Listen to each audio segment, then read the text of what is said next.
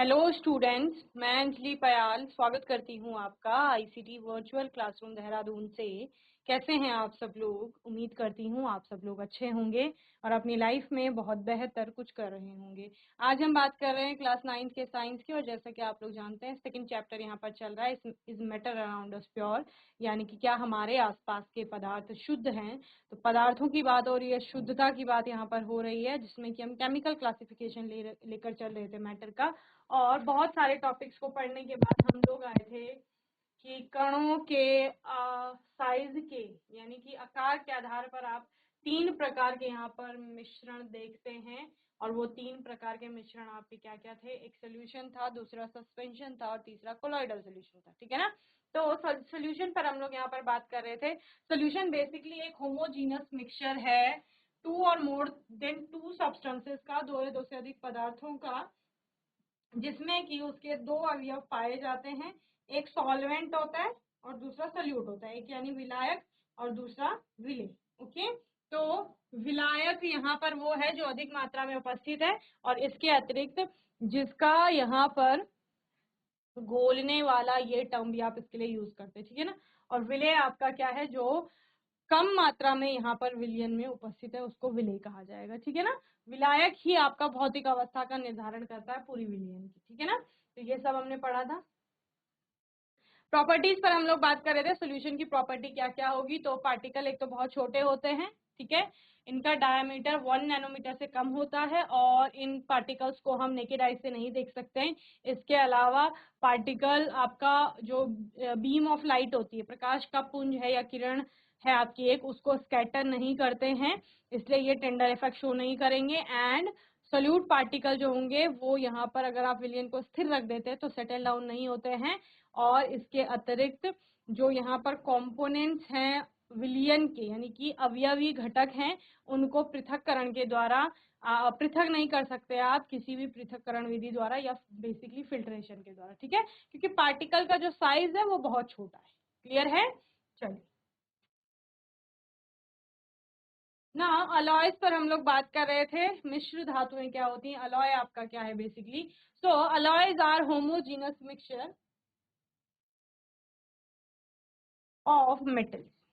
धातुओं के समांग मिश्रण को, या धातु का किसी अन्य तत्व के साथ जब समांग मिश्रण बनता है तो उसको अलॉय कहा जाता है, यानी कि मिश्र धातु कहा जाता है। यानी धातु धातु के साथ जुड़ेगी, या धातु किसी धातु या धातु दोनों के साथ जुड़ सकती है, तो उसको मिश्र, मिश्र का मतलब है मिश्रित करना।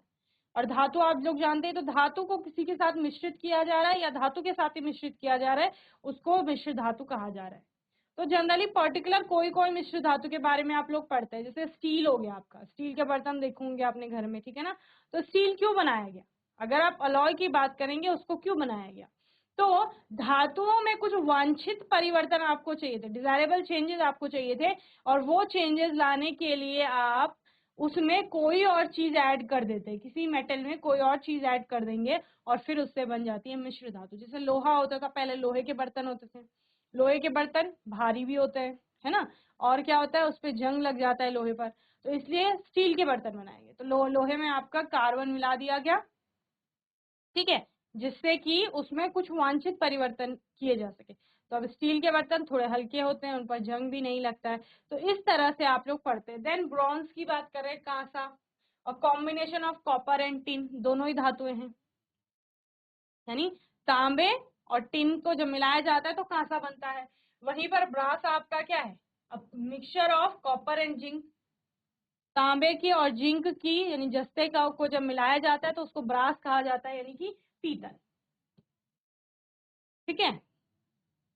तो इस प्रकार से आप मिश्र धातु के बारे में पढ़ते हैं, स्टील, कांसा, पीतल। ठीक है? धातुओं का समजातीय या समांगी मिश्रण किसी धातु या अन्य तत्व के साथ मिश्र धातु कहलाता है। ठीक है ना? जिसमें स्टील की बात हम लोग करते हैं, कांसे की बात करते हैं, पीतल की बात करते हैं। ठीक है ना? ये आपके प्रमुख मिश्र धातुएं हैं जिनको आप डेली लाइफ में देखते हैं। नोट करेंगे जल्दी से। चलिए, नेक्स्ट है कॉन्सेंट्रेशन ऑफ सोल्यूशन। अब सांद्रता पर बात करते हैं। सांद्रता क्या होती है? सांद्रता का मतलब बेसिकली विलेय की मात्रा से है। ठीक है, क्या कहा मैंने? सांद्रता का अर्थ जो विलेय है उसकी मात्रा से है। Okay, so the amount of solute that has dissolved in a specific amount of solvent or solution is measured as solution concentration। क्या कहा जा रहा है यहाँ पर? देखिए, आपके पास दो बीकर है,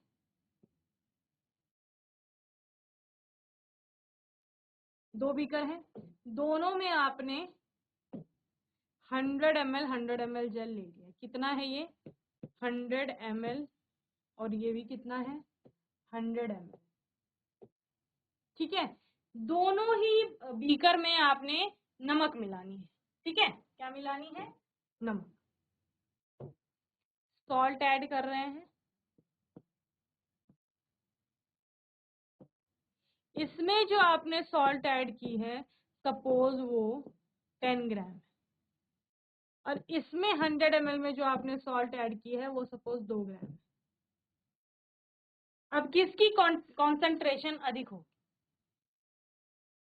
बताओ किसकी होगी? इसकी सांद्रता अधिक होगी या उसकी सांद्रता अधिक? तो इसकी सांद्रता अधिक होगी।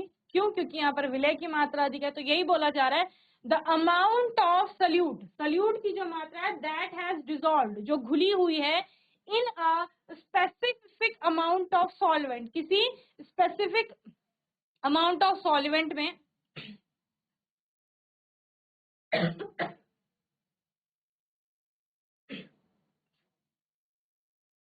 स्पेसिफिक अमाउंट ऑफ सॉल्वेंट में जो डिसॉल्व हो रखी है। ठीक है, in it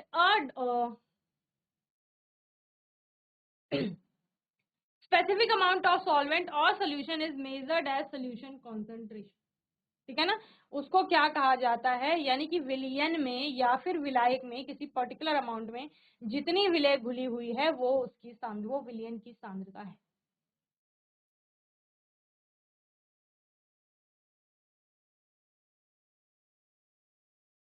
A concentrated solution is one that has a significant amount of dissolved solute in it. A diluted solution is one that has a small amount of dissolved solute in it। तो सांद्रता के आधार पर दो प्रकार के विलयन बनते हैं। कितने प्रकार के बनते हैं? दो प्रकार के। एक आपका आता है कॉन्सेंट्रेटेड सॉल्यूशन, और दूसरा आता है आपका डाइल्यूट सॉल्यूशन। ठीक है, एक आता है आपका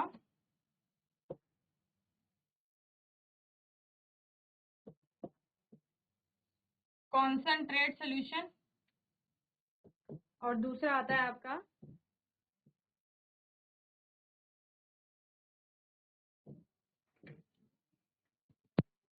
डाइल्यूट सॉल्यूशन। ठीक है, कॉन्सेंट्रेट सॉल्यूशन कौन सा है? जहां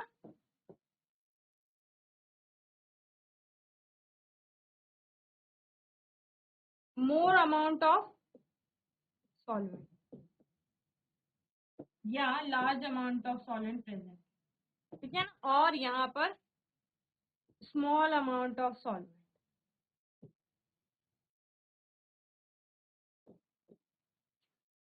सोल्यूट लिखेंगे।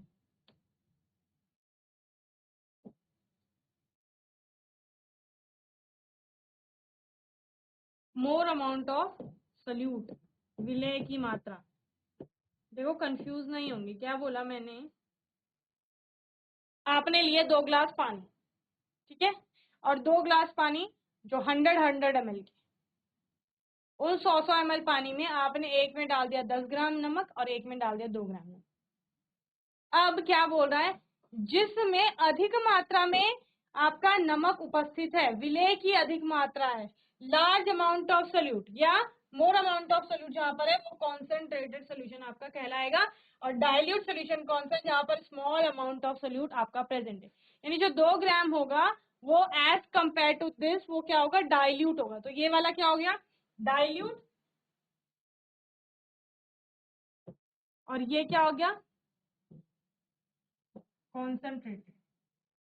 तो आप लोग कभी लैब्स में गए होंगे, अपनी लेबोरेटरीज में गए होंगे, प्रयोगशालाओं में, तो आपने देखा होगा रिएजेंट बॉटल में लिखा जाता है क्या, कॉन्सेंट्रेटेड HCl और डाइल्यूटेड HCl। तो इसका मतलब क्या है, यहाँ पर HCl अधिक मात्रा में उपस्थित है और विलायक जो जनरली आपका वाटर होता है वो कम मात्रा में उपस्थित है। यहाँ पर आपका पानी अधिक है और HCl की मात्रा वहां पर कम है। ठीक है, तो इसमें HCl की मात्रा अधिक है, ये कॉन्सेंट्रेटेड है, इसमें HCl की मात्रा कम है, ये आपका डाइल्यूट। क्लियर। उसी प्रकार से यहाँ नमक की मात्रा अधिक है पानी में, तो ये कॉन्सेंट्रेटेड हो गया, यहाँ नमक की मात्रा कम है तो ये डाइल्यूट हो गया। तो बेसिकली किसी भी विलयन में जो विलय की मात्रा है वो उसकी सांद्रता होगी। अब डिपेंड करता है विलय की मात्रा पर, वो कम है या अधिक है। क्लियर। तो सांद्रता के आधार पर दो प्रकार के सोल्यूशंस बनेंगे, एक कॉन्सेंट्रेटेड और दूसरा डाइल्यूट। नोट करिए, कॉन्सेंट्रेशन यानी सांद्रता, सांद्रता की परिभाषा विलय की वह मात्रा जो विलयन या विलायक की एक निश्चित मात्रा या आयतन में घुली रहती है उसे विलयन की सांद्रता कहते हैं। जब किसी विलयन में विलायक में विलय पदार्थ की मात्रा अधिक घुली रहती है तो हम कहते हैं कि इसकी सांद्रता अधिक है या ये सांद्र विलयन है, और विलय की घुली हुई मात्रा को ही सांद्रता कहते हैं यहाँ पर। और अगर विलय की मात्रा अपेक्षाकृत कम है तो वह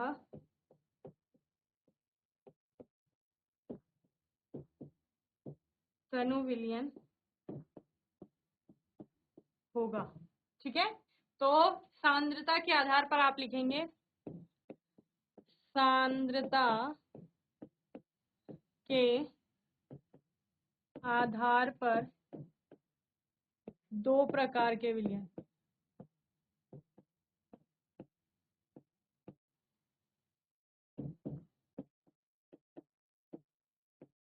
एक आपका सांद्र विलयन और दूसरा आपका तनु विलयन।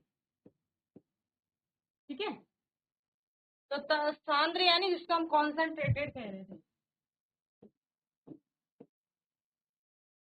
और ये यानी तनु यानी कि डाइल्यूट जिसे हम कह रहे हैं।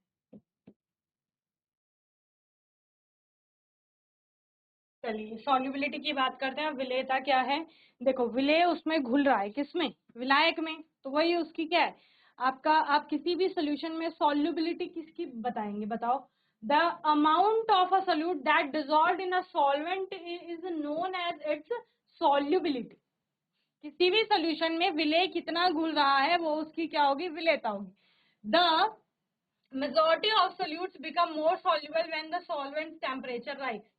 देखो आपने क्या देखा है, पानी है, सपोज पानी में नमक घुल रही है, ठीक है, एक स्पेसिफिक अमाउंट तक आपकी नमक घुलती है वहां, तब आप बोलते हैं कि विलयन आपका क्या हो गया, यहाँ पर सैचुरेटेड हो गया है। संतृप्तता की बात करते हैं, जब तक असंतृप्त है तब तक आपका घुल रहा है। आपने ठंडे पानी में नमक डाला, उसको थोड़ा टाइम लगता है घुलने में। जैसे ही आपने पानी को गर्म कर दिया या आपने क्या किया, टेम्परेचर बढ़ा दिया, तो वहां पर और अधिक मात्रा में आपका विलेय या नमक जो है वो घुलने लगती है। तो यही कहा जा रहा है, the majority of solutes become more soluble. और अधिक मात्रा में जो सोल्यूट है यानी कि विलेय है वो घुलने लगता है when the solvent temperature rise, जब सॉल्वेंट का यानी विलायक का टेम्परेचर बढ़ाया जाता है। ठीक है, तो क्या करेंगे आज, पहले पानी लेंगे थोड़ा सा, एक बीकर में ठंडा पानी लेंगे, उसमें नमक डालेंगे, same amount of water, same amount of आपका जो नमक है वो दूसरे बीकर में भी लेंगे। अब दूसरे बीकर को, सेकेंड वाले बीकर को आप थोड़ा क्या करेंगे, हीट देना शुरू करेंगे, उसको गैस के ऊपर रख लेंगे, बर्नर के ऊपर रख लेंगे। अब आप क्या देखते हैं, कहाँ पर आपका नमक जो है वो जल्दी घुलना शुरू कर देती है, तो सॉल्युबिलिटी बढ़ जाएगी और अधिक विलेय को घोला जा सकता है जब टेम्परेचर बढ़ाया जाता है। क्यों, क्योंकि मॉलिक्यूल्स की या पार्टिकल्स की जो काइनेटिक एनर्जी है वो बढ़ जाती है, वो और रैंडमली मूव करने लगते हैं और वहां पर घुलनशीलता क्या है या जो विलेयता है वो बढ़ जाती है।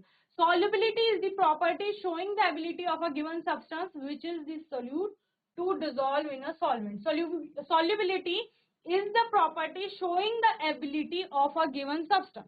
किसी गिवन सब्सटेंस की आपको एबिलिटी बताई जाती है विच इज द सोल्यूट, जो कि क्या है आपका एक विलेय है, to dissolve in a solvent, जो कि किसमें घोला जा रहा है, विलायक में घोला जा रहा है। It is measured in terms of the maximum amount of solute dissolved in a solvent at equilibrium. It is measured in terms of the maximum amount of solute. इसको क्या कहा जाएगा, अधिकतम मात्रा कही जाएगी विलेय की, जो कि आपका सॉल्वेंट में घुल रही है, किस कहाँ पर, साम्यावस्था पर। ओके, अब साम्यावस्था क्या है, साम्यावस्था जहां पर रिएक्शन की जो रेट होती है ना बराबर होती है, यानी जितनी मात्रा में आपका पानी से बर्फ बनता है उतनी मात्रा में वापस बर्फ से पानी बन सकता है, इसको साम्यावस्था कहा जाता है। ठीक है, the resulting solution is called a saturated solution. क्या बोला मैंने, आपने पानी लिया, उसमें आपने नमक घोल, आप घोलते गए, अधिकतम मात्रा कितनी घुल सकती है, कैसे पता लगेगा, जब आपने थोड़ा और सोल्यूट डाला, नमक डाला, तो अब उसने घुलना बंद कर दिया, तो यानी जो मैक्सिमम अमाउंट ऑफ सोल्यूट वहां पर प्रेजेंट है किसमें, सॉल्वेंट में, वो तो उसकी सॉल्युबिलिटी है, लेकिन उस पूरे सोल्यूशन को क्या कहा जाएगा, आपका सैचुरेटेड सोल्यूशन कहा जाएगा, यानी कि संतृप्त विलयन कहा जाएगा। क्लियर है? तो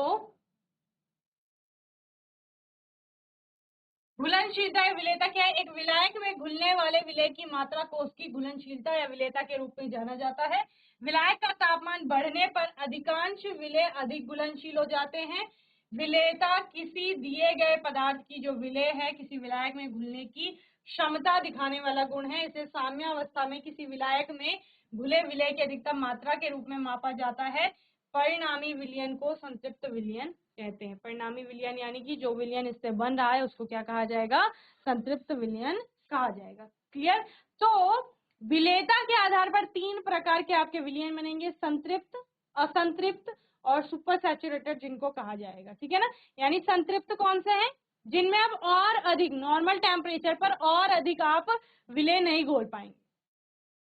ठीक है, तो उसको संतृप्त कहा जाएगा। असंतृप्त किसमें, किसे कहेंगे, जिसमें आप और अधिक विलेय को घोल सकते हैं, वो असंतृप्त है। और सुपर सैचुरेटेड, सुपर संतृप्त विलयन आपके क्या हैं, जिनमें आपने संतृप्त विलयन बनाया और आपने क्या कहा कि अगर हम गर्म करेंगे उनको तो उनमें और अधिक विलेय को घोला जा सकता है, तो आपने उसको गर्म किया, टेम्परेचर दिया, तो उसमें और अधिक विलेय को घोल लिया। अब उसको ठंडा करिए तो वो क्या कहलाएगा, आपका सुपर सैचुरेटेड सोल्यूशन कहलाएगा। ठीक है, तो इस प्रकार से आज के सेशन में हमने क्या देखा है, पर मिश्र धातुओं पर हम लोगों ने बात की, सांद्रता पर बात की, सांद्रता के आधार पर दो प्रकार के विलयन देखे यहाँ पर, और विलयनों की विलेयता पर हमने बात की, विलेयता के आधार पर तीन प्रकार के विलयन बने यहाँ पर। तो आने वाले सेशन में हम लोग इसे आगे कंटिन्यू करेंगे, कुछ और नए टॉपिक्स पर बात करेंगे, और तब तक के लिए ICT वर्चुअल क्लासरूम से जुड़ने के लिए धन्यवाद।